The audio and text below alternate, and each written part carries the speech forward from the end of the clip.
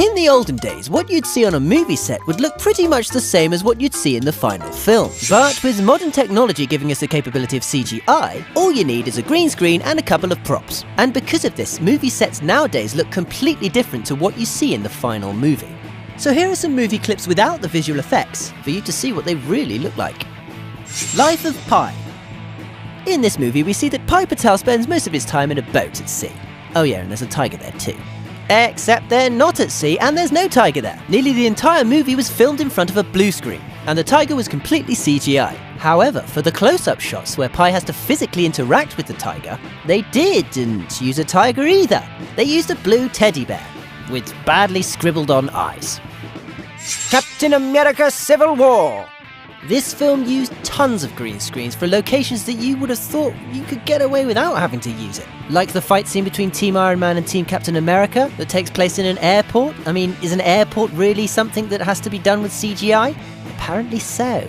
But the scene where Captain America stops the helicopter from taking off with his bare hands makes more sense, as that was done at ground level rather than on a dangerous rooftop. The Wolf of Wall Street. You'd think that being based on a true story, there wouldn't really be any need for fancy fantasy scenery, but this film was full of it. It was used for foreign locations the characters visited, to enhance the beach houses that they partied at, and of course for more obvious things like having a lion walk through the office. Yeah. Gravity. This wasn't actually entirely filmed in front of green screens, but in front of TV screens, in order to get the right lighting on the actors' faces. But yes, the majority of the scenery is computer generated, as so are some of the props, as some of the controls you think they're interacting with aren't even there. I'm not sure if this is clever or just lazy. Godzilla! Of course, Godzilla was completely CGI, because using a guy in a suit doesn't really cut the mustard these days. But aside from the obvious CGI, there is some CGI that might actually surprise you. For example, when the army's on the coast trying to attack the monsters, there's nothing there. Just green screens and a fence and some soldiers. Jurassic World.